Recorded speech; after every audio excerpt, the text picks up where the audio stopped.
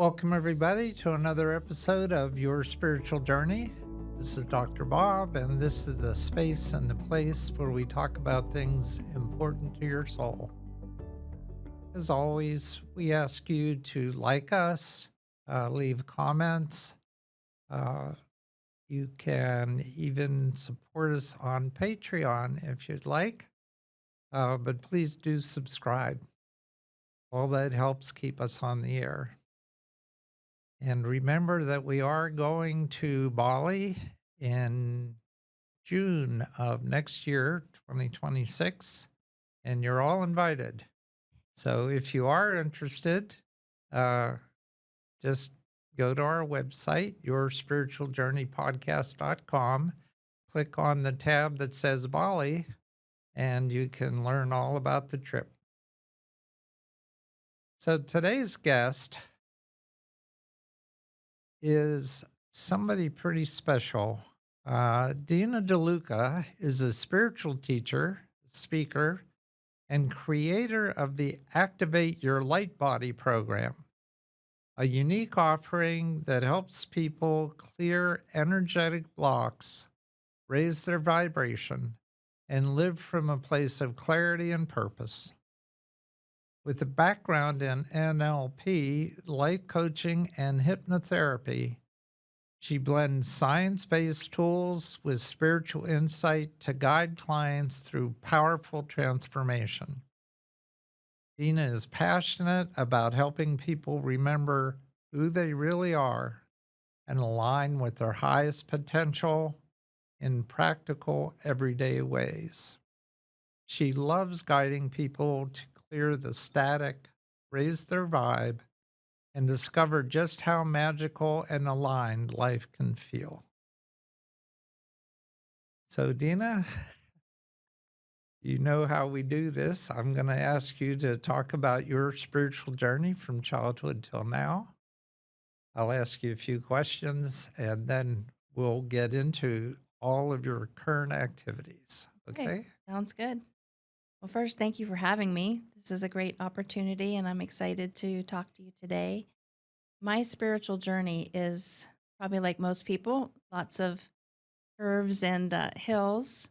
But I started out, not really having a sense of spirituality or even religion. And then uh, some kind of traumatic things happened in my family, and I started going to church with some neighbors. So I started collecting all these beliefs. Um, some of them kept me out of trouble, which was good.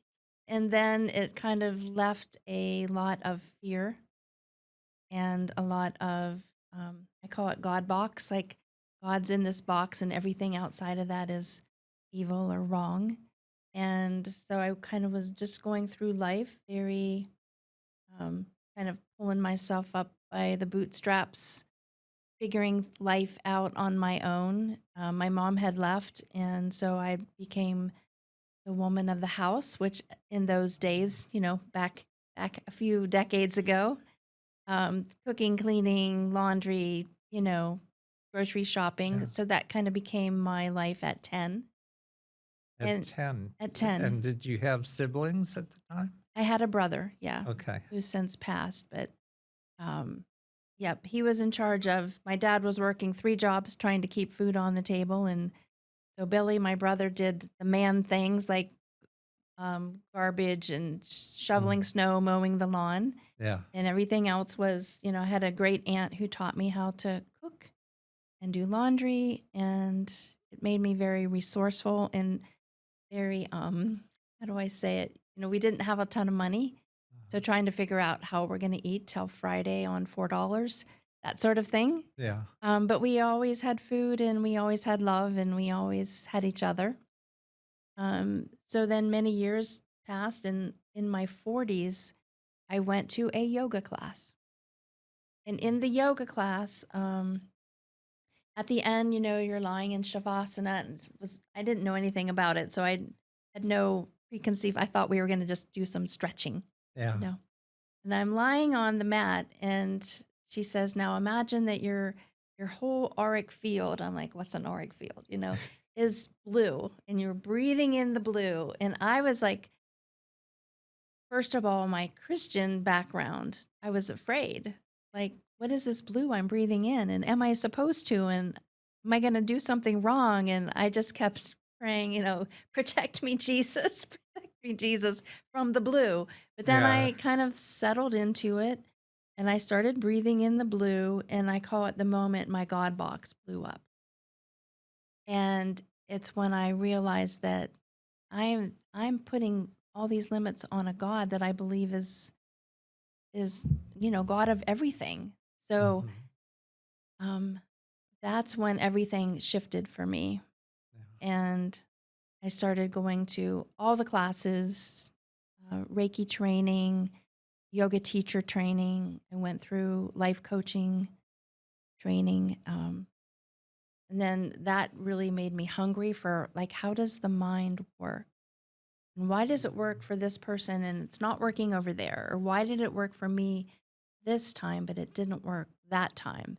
So I just wanted to understand how it worked. So I went through hypnosis training, 4 levels of hypnosis training and beyond. And that, it helped me develop a set of tools to help people change their own mind, to, Mm. to find the places where we are, um, limiting ourselves and paying better attention to the voice in our head. No one talks to you more than you. Yeah. And if you Right. have a mean person in there, it makes for a really challenging life. So, how to be kinder and more gentle in your inner voice and to give yourself the same grace that you would give to other people. Uh-huh. And then I started teaching. And from there, I call it like running downhill. The faster you go, the faster you go, the faster you go. And that Yeah. was my spiritual path. I just ate it all up. I did training after training and, um, yeah, which has led me to where I am and what I do now, which looks nothing like how it started. Yeah. Yeah. So, what would you say there was an experience that sort of flipped the switch for you in this direction? Yeah. Can you describe that experience a little bit? Um, It was like I was living life in a bubble and not really understanding what was outside of that bubble Mhm. and kind of putting the pressure on God to, at that point in my life, I just like, I'll do whatever you want. Just tell me what it is. Like I was upset Mhm. because I wanted it written in the sky. Like everyone has these purpose. They talk about their mission, their purpose. I don't have one. And so I was like, tell me what it is. Like, stop Yeah. keeping it from me. So I was angry at God. And then during that yoga experience, um, it was like all of that angst Mm. and need to know just, it just went away. It just kind of blew up. Yeah. It was very peaceful. I didn't notice like a major change in anything Mhm. specific. But then I felt drawn to go through Reiki training. Yeah. And once I was Reiki trained, I call it my spidey senses came online and Okay. I started knowing stuff that I had no way of knowing. Like I Yeah. knew when people were pregnant. Like I'm like, that's not a gift. Like, don't drink that wine. Like that's all I got. Like Yeah. it's none of my business if someone's pregnant or not. And then I started feeling things like empathically in my body. I'd be doing Reiki on someone and my knee would start like stabbing pain. So I would go to their knee and I would just touch like that one point on my knee, but I would touch them Yeah. on their knee. And they're like, how did you know that's where the pain is? And I'm like, I don't, like, I don't know. I didn't really have someone in my life that was like a spiritual leader or mentor. Like, I was afraid to tell people what was going on because I thought they're going to think I'm bonkers. Yeah. And the one lady came in and I saw 3 other women walk in with her, but they weren't, I knew they weren't there. But to me, I was freaking out because I'm like, I'm seeing people now. Like, this is Mhm. a straitjacket time. So she comes in and we're talking and I said, "Would it make sense that 3 women who maybe passed came in with you?" "Oh yeah, that's my tribe. That's my mom, my grandma, and my aunt." And I'm like, "Oh, okay. That's good." So I just kind of figured it out. Yeah. I might be drawn to a book. I've had books that have literally fallen off the shelf at Mhm. me, and I don't even look at it. I just pick it up and buy it, and it was like a life-changing book. Yeah. Um, but then I need like extra help with certain things like maybe meditation. Someone says, "Well, do this meditation for 10 minutes." And so you're going to do this, this, and this. Well, I might start doing the first thing, but then I'm laundry list. I'm somewhere else. Yeah. So I would create a meditation track for myself.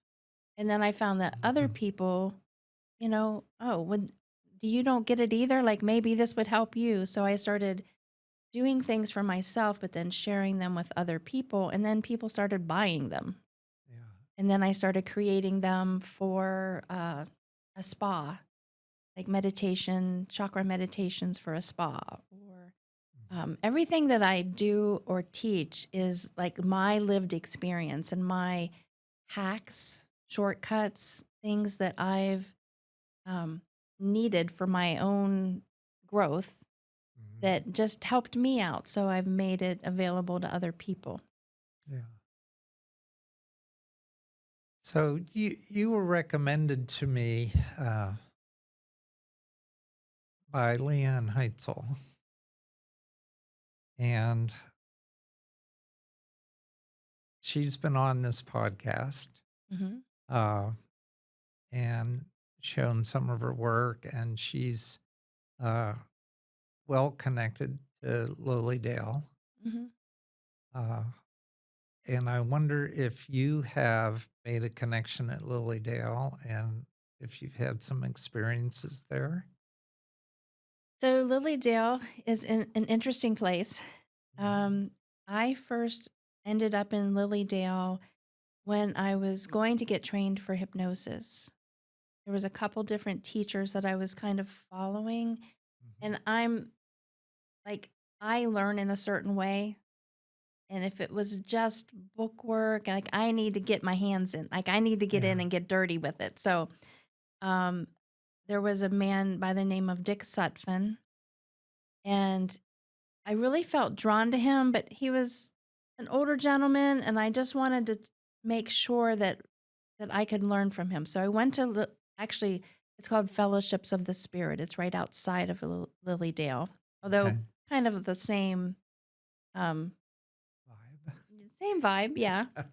So I went there on like a weekend thing just to check it out to see, and that was my first experience in Lily Dale. And Mhm. again, this was all so new to me still. Yeah. Like a medium, I had never been to a medium. The Mhm. first one I went to said, "You see them and you hear them, but you don't acknowledge them, and they'd like to know why." And I said, "Well, first of all, who the hell are they? Why the hell are they talking to me?" you know, it's like I was I was kind of freaked out by it. Yeah. So my first impression of Lily Dale was I freaked out. Uh-huh. I did end up going through my 4 levels of hypnotherapy training with Dick Sutphen, who became a dear friend and mentor, who's since passed in the last, I think it's been almost 10 years now. But his the gifts that he gave to his students and the foundations that he gave to us was just magical, Yeah. you know. And he always told me, you're gonna carry the torch." I'm like, I don't know Mhm. what that means, and I don't feel like I have room for a torch, but thank you for that. Um, so that was that was my first connection with Lily Dale. I did a few other trainings there, like some Tai Chi and some, um, they had Candace Pert. I don't know if you know Candace Pert. I don't. Neurobiology, like neuroreceptors. Mhm. So I was very nerdy growing up. So that spoke to me. I went to one of her trainings in Lily Dale before she passed away. And yeah, and Leanne just did a painting retreat, like a 1 day retreat there. And so I went and kind of was her assistant. And it's nice to be there. Really Yeah, nice to be there and watch Leanne in her element. yeah, yeah. She's pretty fascinating. She is. Yeah, but she thinks you are too. So it sounds as though it's not that you fought this along the way, but you didn't quite accept it. Oh, I fought it. Yeah. You did feel I okay. did. I You fought didn't it. know I was fighting. I didn't know what I was Okay. fighting Yeah. at the time. I just thought I was losing it. Like, you know, Yeah. So there, you said that you've got a certain foundation of Christian values that came from going to different churches with your friends. Is that neighbors where that that were came from? very involved in their church. Yeah. And they had 5 kids. What was one more? They took me under their wing and, um, yeah, beautiful family. Yeah. So what denomination was that? They were really non-denomination. Okay. I think the first one was Church of the Brethren, and then the upper room, which was a non-denominational, I call it, well, we were first above a veterinary's office when we first started Oh, meeting. And okay. it was kind of the, holy roller Jesus freaks with bell bottoms and bare feet. And, that was me. Okay. Yeah. By choice. Yeah. Yeah. So where are you now with all of that? With religion in general, I have lots of feelings about that. It's not what I feel like my beliefs and what I was taught have evolved to be more open and inclusive of people and of we're all just doing the best we can. Yeah. My religion is love, and I believe that if we love ourselves and others, then the whole world will just be a better place. And I don't mean that in an airy fairy way or in a way that's ungrounded. It's really, uh, for me, it's strength. There's so much strength in that, and it's beyond hope, and it's beyond. Um, it's just a beautiful way to live. Yeah. Yeah, being led by your heart instead of your fears, and um, yeah. Did I answer your question? Yeah. Okay. You did. You did. I have a way of going around the answer, not on purpose. I Well, take the scenic route a lot. it's your truth, Yeah. and you're just finding your way to it. Yeah. That's all. So there's a couple things that I'm curious about here. You have an Activate Your Light Body program. So how are you going to activate my light body? Do it to me. Well, um, it's very interesting how this came to be. Okay. If I can take a step back from what it is. Sure. So I have been working with people, and through COVID, a lot of it was over Zoom, Hmm. and I started seeing the person that I'm working with, and I saw them in their field, their auric field, which you just, talk to someone Hmm. about your aura. So I call our aura our factory issued field. It's what we came in with. And Okay. so it's very 3D. It's like our skin holds in our blood and our bones and our muscles. Mhm. Our aura kind of keeps our energy contained. So as I'm working with someone, I might see them and I might see something in their field, or I might see a hole in their field. And I'm like, what's that about? Kind of like, when I Mhm. first started and I thought, okay, I'm going bonkers again. Um, so we would repair the field, like what wants to happen. That's one of my questions. Like I see something, and it's usually a metaphor for something going on. The mind loves metaphor. So maybe like I see behind someone's back, I see there's a big gaping hole, and well, I have a lot of pain right there. I'm like, are you tired? Like if you think of your energy contained in this field, if you have a big gaping hole, your energy is going to leak out. Yeah. So, yeah, I'm tired all the time. And, if energy can leak out, what's leaking in? Like what's coming Mm. in? So, what wants to happen? Like, would you like to repair your field? So, we just use metaphor. We're just playing. Like, do you want to sew it? You want to patch it? You want to super glue it? Well, let's patch it. Okay, so we imagine that we're sewing on a patch. And then it's like, wow, like that feels pretty good. And a week later I talked to them and my energy's back. Like I don't know what that was or what happened, but so I started seeing the fields and I worked with that for maybe 2 years. Mhm. And again, just metaphors, just, just metaphor for what's going on. I had someone that I was working with that their field was like I could hardly there was less field than field around them. So I'm like, okay, what are you going to do with this? Like, what wants to happen here? So um, I see this new, it was like a iridescent field around them, not the same shape, but like a bigger field. It was kind of just shimmering, like it was there, but it wasn't activated yet. It wasn't turned on yet. Mhm. So, I'm talking to the person, like, I'm seeing this other field. Like, are you comfortable if we activate this field? Because I feel like it wants to come online. So we did that, and it was like, wow, like that just happened. So we, went through that.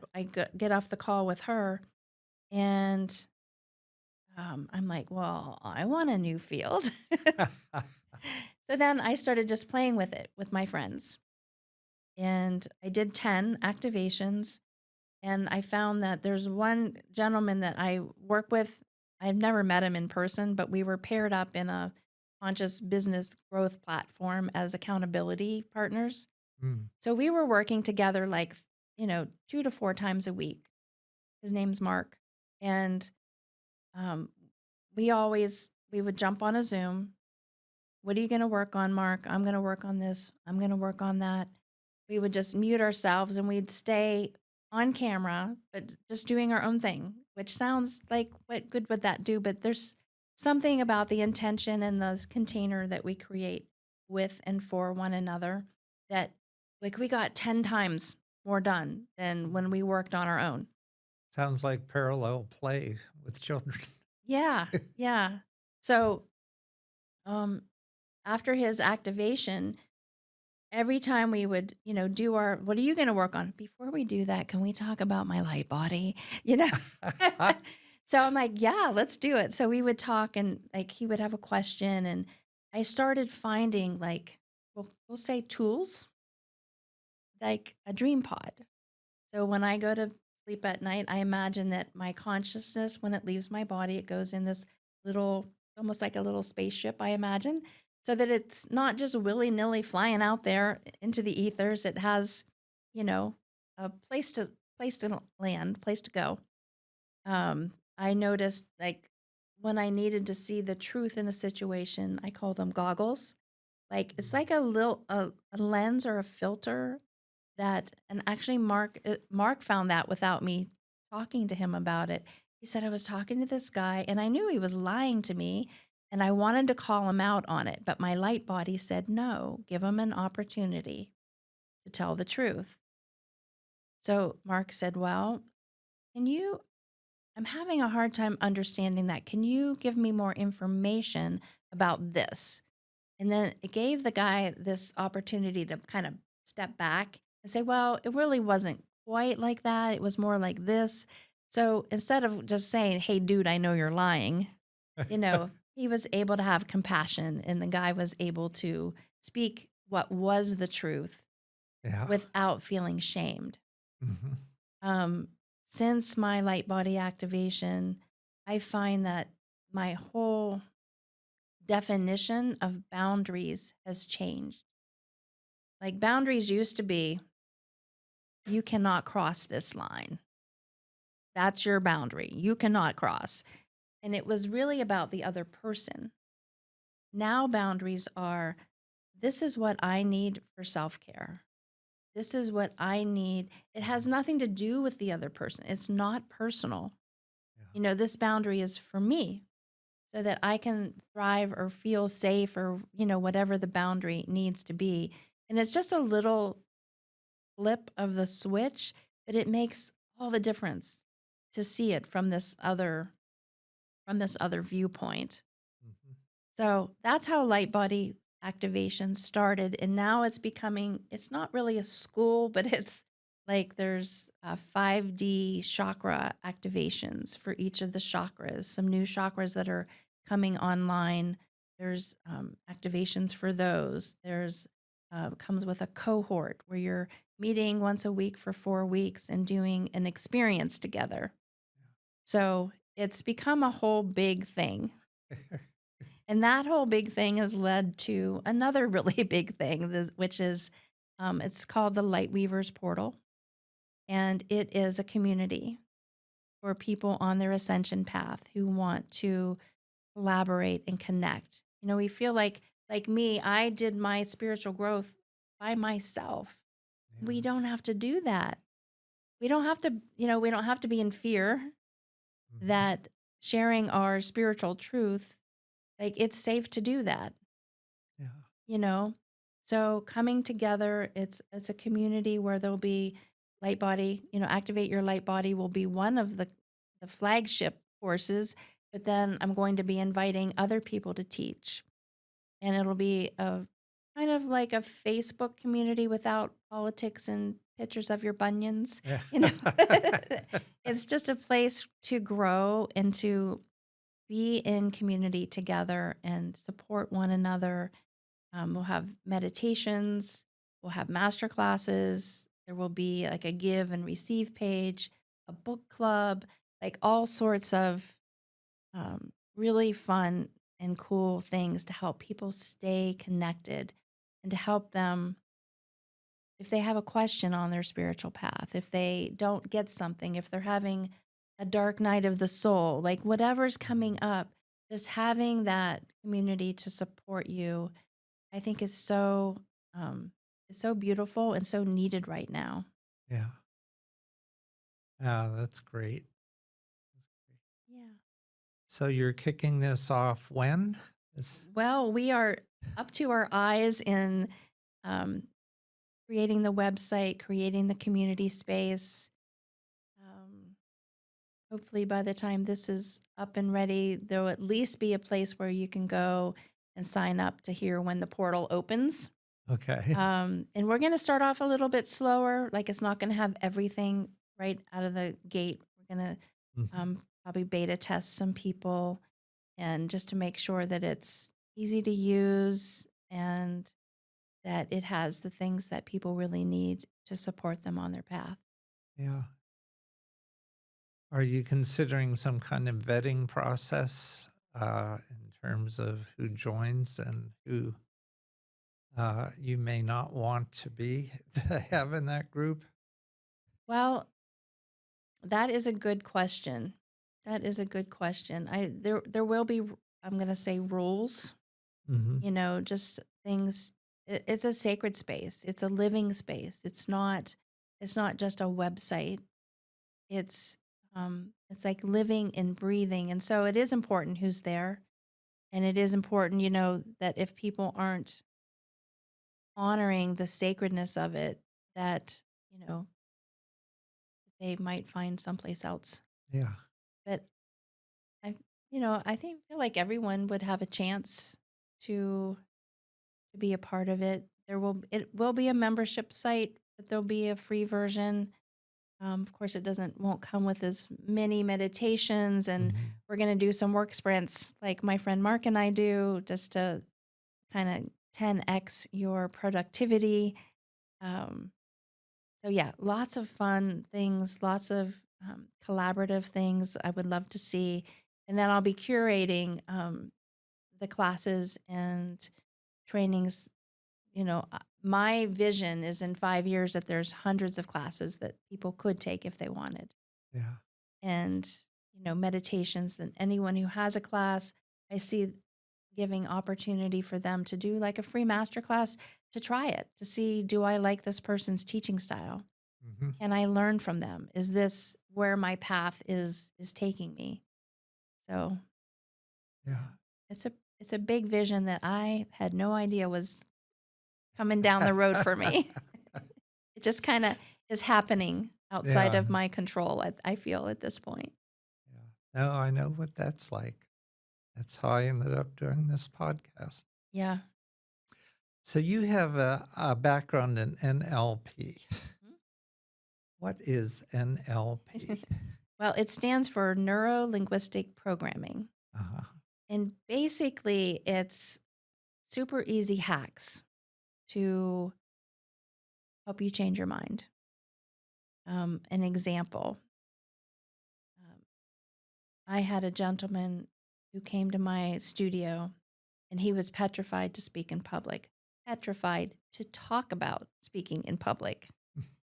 He, once a week, he had a work call, just a phone call, no video. And there was 5 salesmen on the call, and his part was 30 seconds to give an update, and he was petrified. Mm. So we did, it's called submodalities.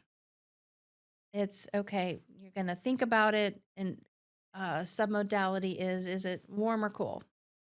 Is it moving or still? Is it, if it were a color, what color would it be? So then we just start playing with the submodalities. Okay, it's black. Well, let's add some white. We're going to make it gray. So before that, we do like a baseline on a scale from 1 to 10. When you think about Monday's meeting, I'm a 12. Like you could see his like pulse is beating. And um, so we did within 5 minutes. I said, "So what's your number now?" He's like, "What do you mean?" I'm like, "Your number on a scale from 1 to 10. Like, how nervous are you about your call on Monday?" And he's like, you could see him looking for it, and Yeah. it was gone. And then he panicked because he's so used to it being there. Um, so that's just one. Like NLP has hundreds of little, like sleight of hand. It's like Mhm. little tricks to help you overcome your own fear. And usually that's what it is, right? If we're not living our full life, it's usually some fear, whether it's conscious or not, Yeah. whether we like feel it driving us or it's just kind of in the back seat, being a nag, telling you where to Mhm. turn.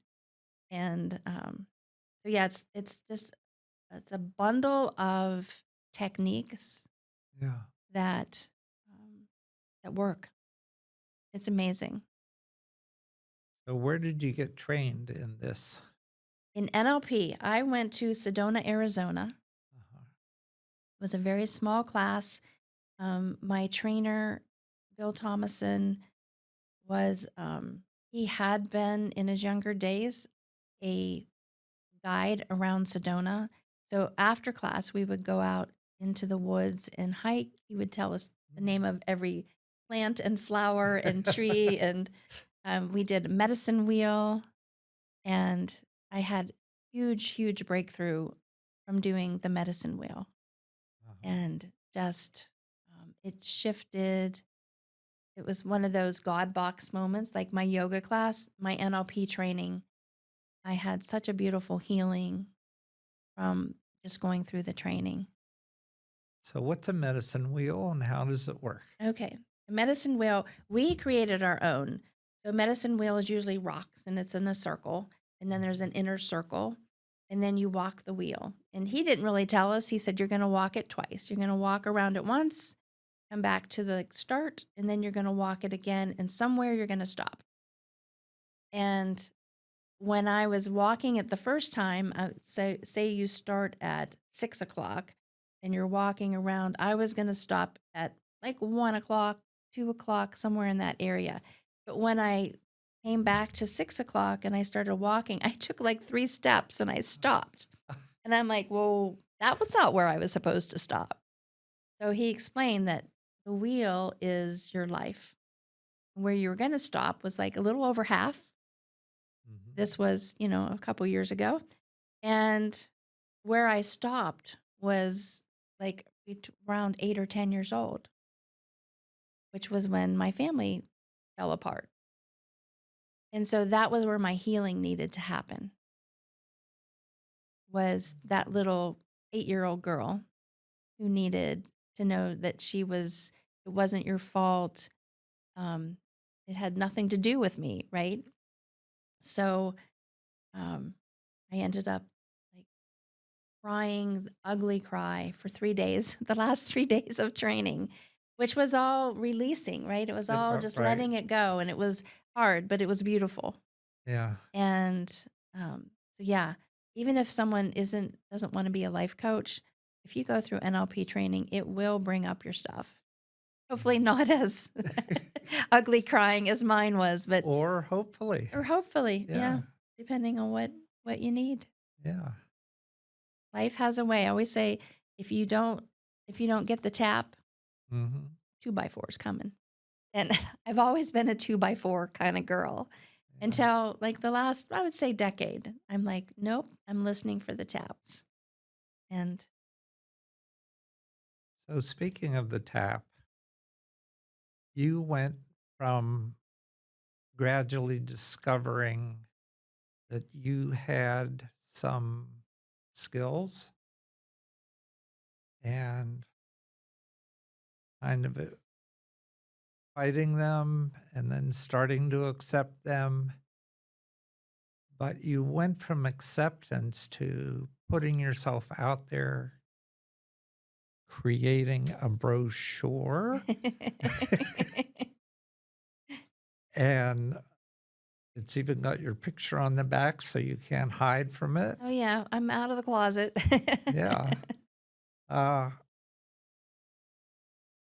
so what happened that you said, okay, I have this gift, whatever it is, and I need to share it with the world. Yeah.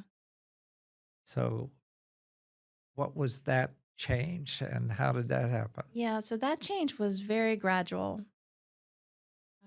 I started teaching in small circles. People would ask questions about something that I was doing, and I love to teach. I'm a Mhm. hypnotist trainer. I'm a Reiki master teacher. So I love doing that, but I've always done it just kind of on the down low. Yeah. And more recently, it's just been one of those things that I know I have to do. In light body activation, this is why I'm here. The world is waking up and there's chaos out there and there's greed and it's a crazy train out there. Mhm. And the answer, we're always looking out there for an answer, but it's always going to be here. Right. So that's what I teach people, is how to connect with their inner self, with their higher self, with their spidey senses, their to be able to tap into things that we know that we don't know how we know, and to give permission, and to do that in a really playful way, a really curious way. I teach a lot at Villa Maria. I don't know if you're familiar with its education and spirituality center in Pulaski, PA. And Mhm. actually, Leanne and I do retreats there together. Okay. So, um, I knew she was doing that. yeah, Okay. So you do that with yeah. So, yeah, it's been a gradual opening of um, letting people know, like, this is what I do, and it might sound woo to you, and that's okay. It's not for everybody, and I get that. And not that many years ago, I would have I would not have followed me because Yeah. I was too much in my God box and too much in Yeah. my fear. But one of my, I wouldn't call it a mantra, it's just a belief that I have. When I started doing this work, I said, you know, I only want to work with people who want what I offer. Mhm. So Sure. I had my little calendar at the time, paper calendar. And my husband was like, people in Youngstown, Ohio are not going to pay $55 an hour for hypnosis. And I said, well, we'll see. So I started marking little boxes on my calendar and I would hold it up. I'd say, people who want what I have, find me. And I'd slam the book and my calendar started filling up. Mhm. And then I started getting people who couldn't pay me, which I have a big heart and I'm happy to give, but I also have rent to pay, Yeah. and food to eat. So I started changing what I was saying. It started to be blessed people, because in my mind, if people were blessed, they could pay me.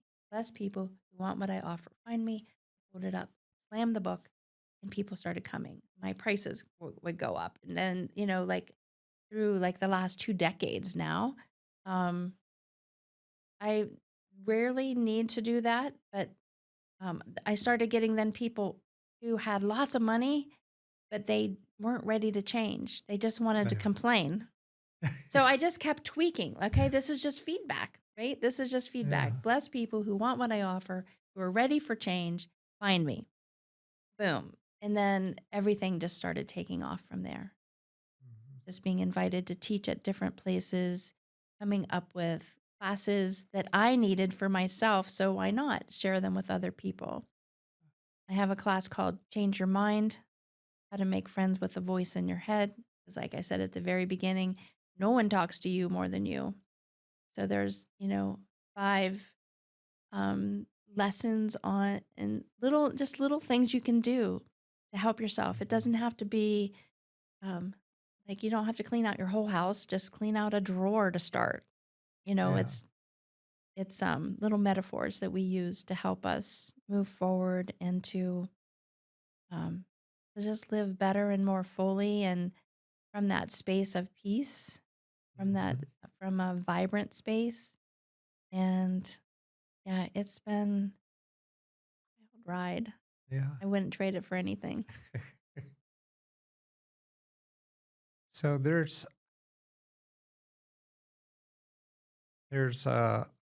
I guess a question that I have in terms of people coming to you. Now you described from your end, uh, that I guess power of attraction.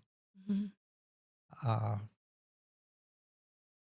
when someone comes to you, I imagine that it could be for any one of many different reasons. Hundreds, yeah.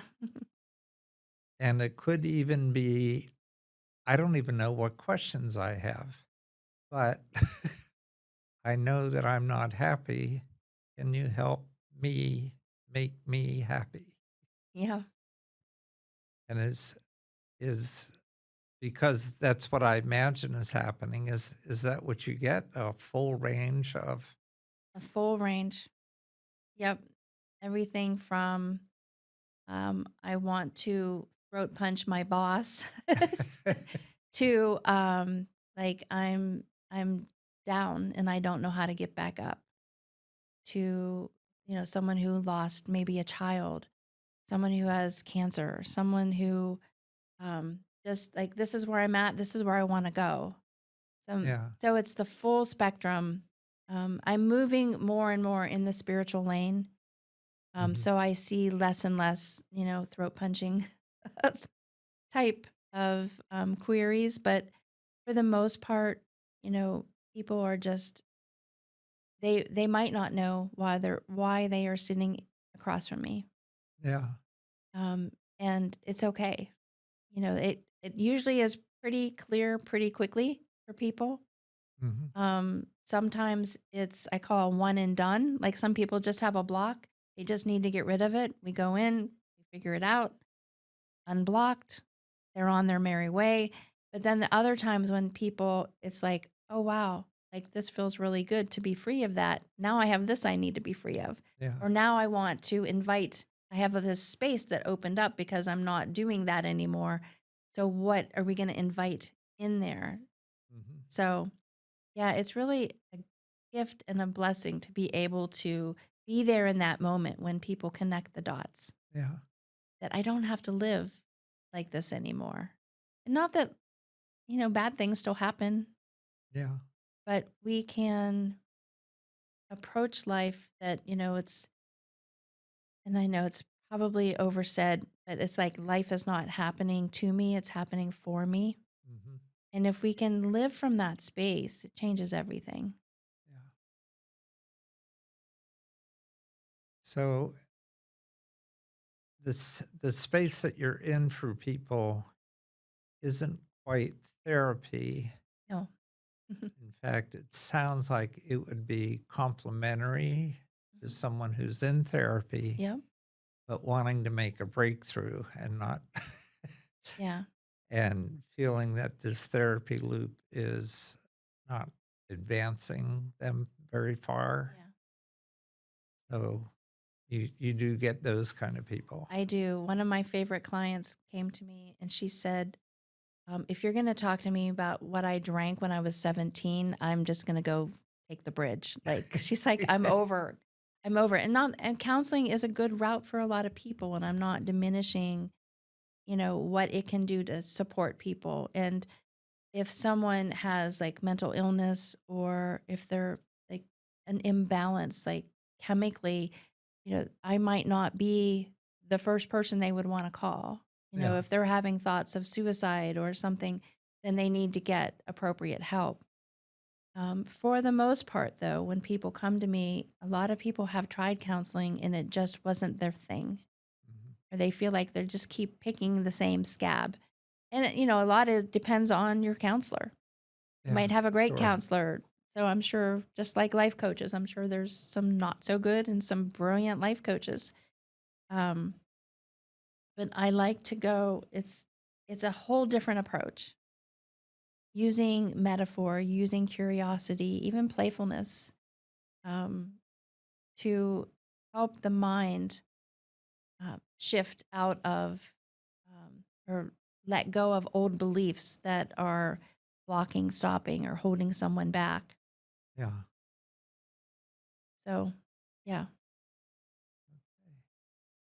So if somebody listening to this podcast said, "Boy, I'd like to give her a try," uh, what should they do to get a hold of you? What should they do? Well, my current website, which I'm going to keep, is leaponpurpose.com.